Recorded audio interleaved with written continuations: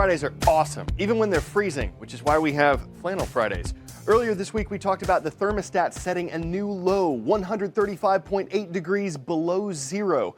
That was a temperature reading in Antarctica in 2010, and some researchers say it could be the lowest temperature ever recorded on Earth.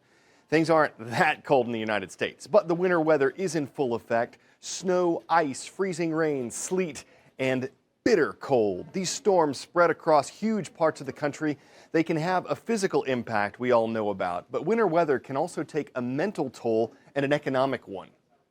Everybody throughout the area is at the freezing mark. If you thought today was cold, the next few days are going to be very cold. Frigid temps gripping the nation as another blast of Arctic air has millions from the Great Lakes to the Northeast waking up in a deep freeze.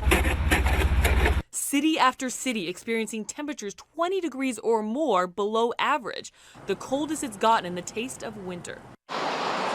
Forecasters say the Windy City already feeling like its earliest sub-zero temperature since 1995. Earlier this week, morning temps plunged to 6 below zero. It's the same story in frozen Fargo. They've had single-digit temps or below for a full week. New Yorkers bundling up for their morning commute with brutal wind chills that feel like the teens and 20s. Bitter cold temps made fighting this apartment fire in Wisconsin challenging for the firefighters. It's so cold in Wisconsin that a reporter for CNN affiliate WAOW left this banana outside in -2-degree air for just 30 minutes. So when we come back, we find the banana completely frozen solid. So frozen, in fact, I can actually use it to hammer in this nail. And in Minnesota, clocking in as one of the coldest spots in America. Hospitals there already preparing for an influx of hypothermia and frostbite cases, and doctors urging people to stay indoors. As you get colder and colder, your decision making gets worse and worse. The longer you're out, the more damage is done, and it can be fatal. All right, we've been reporting for a while on political unrest in Ukraine. The country's split between people who want closer ties with the European Union and people who want to be more aligned with Russia. A country's alliances can affect who it trades with and some of the decisions that its government makes. The current unrest started when Ukraine's president rejected a trade agreement with the European Union. But yesterday, President Viktor Yanukovych met with representatives from the EU, and afterward, they said he's changed his mind. He indicated he still wishes to sign the association agreement with the European Union. From our perspective, we think that's good for this country. Nothing will be official until President Yanukovych signs the deal, and Commissioner Ashton says the Ukrainian leader still needs to resolve the conflict in his country. Next up today, phones in flight. Should you be able to make a cell phone call on a plane? On our blog a few weeks ago, Dylan said it's a good idea, Rob said no way, and Hannah said yes, but only if research proves it won't cause problems. The big question is, what does the FCC think? The Federal Communications Commission currently has a ban on in-flight cell phone calls. But yesterday, the FCC voted 3-2 to consider lifting that ban.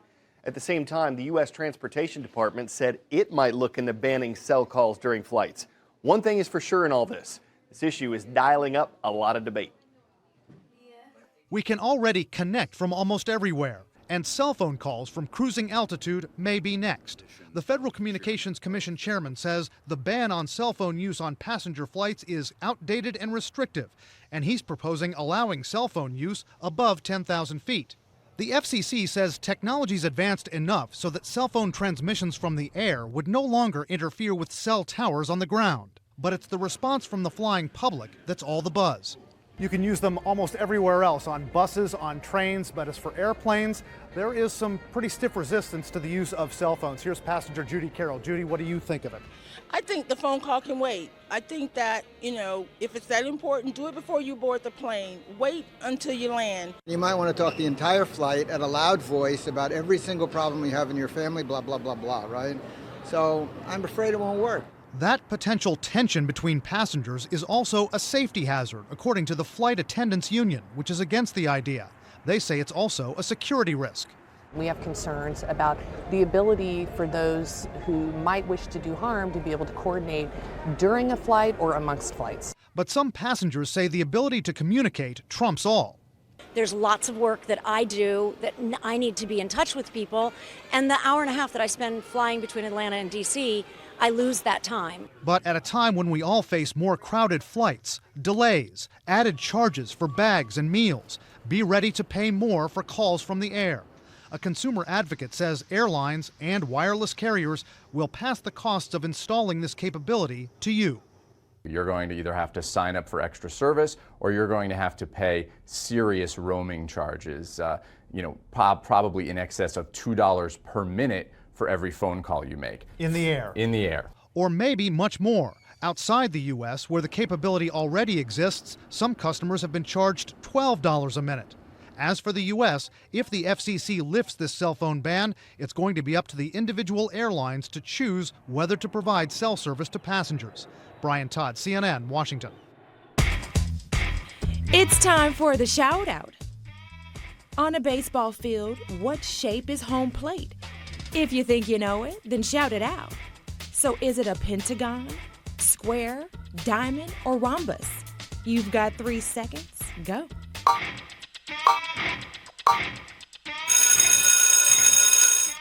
Home plate has been a 5-sided shape since 1900. So if you said pentagon, you hit it out of the park. That's your answer, and that's your shout out.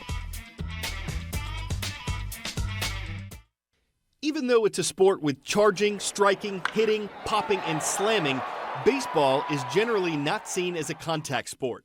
Except for this. A catcher is positioned in front of home plate. The runner headed for home collides with him, hoping the catcher will drop the ball, allowing the run to score. Major League Baseball is hoping to make this illegal starting next year. Their reasons are clear. Too many guys, both runners and catchers, were getting hurt. Catchers got 10 of the 18 concussions that sent players to the disabled list this year. Buster Posey, who was National League MVP in 2012, missed most of the season in 2011 when a collision broke his leg and tore ligaments in his ankle. The proposed rule change still has to be approved by owners and players, and penalties for breaking it still have to be worked out. And it has its critics, some saying this coddles the players, some saying the risks of getting hit by a fastball or a line drive or colliding with another player are all part of the sport and should stay that way. But if the MLB gets its way, home plate collisions will soon go the way of the spitball.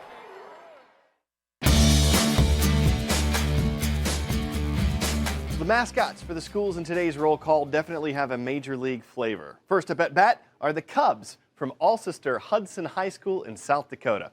Next location to pop up is Loveland, Ohio, home of the Tigers from Loveland High. And hitting cleanup, the Marcy Marlins from Minneapolis, Minnesota. Cubs, Tigers, Marlins, and now the roll call is out.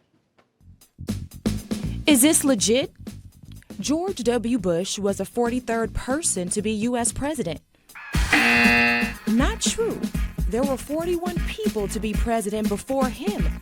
Grover Cleveland is counted twice since he served non-consecutive terms. That's why President Bush is considered the 43rd president. Cade Foster is also number 43. That's his jersey number. Foster is a kicker for the University of Alabama football team. In a recent rivalry game, Foster missed 2 field goals and had another blocked. Got a lot of criticism, some of it very harsh, but he also got some encouragement from former President George W. Bush. Foster posted this letter on Instagram. It says, quote, "Dear Cade, number 43, life has its setbacks, I know. However, you will be a stronger human with time. I wish you all the best. Sincerely, another 43. Foster said he'd be framing the handwritten note when he shared it on social media. Here comes Santa Claus, here comes Santa Claus, right down Santa Claus Lane, come on. Apparently he brought a bunch of his friends. These Santas opted for skis or snowboards, while this one seems to have upgraded from Santa's usual sleigh. Who needs reindeer when you've got horsepower? And ho, ho, hold the boat, because Scuba Santa wants to dive in and make a splash in this segment. Did you know SCUBA is an acronym? Stands for Santa Contained Underwater Breathing Apparatus. Ah, Santa puns. They slay me, and we squeeze them in just in the nick of time. 2013 is almost over. We want to know what you think were the biggest stories of the year. If you're already on Facebook, go to facebook.com/CNN Student News this weekend. Tell us your pick for the top story of 2013. Have a great weekend.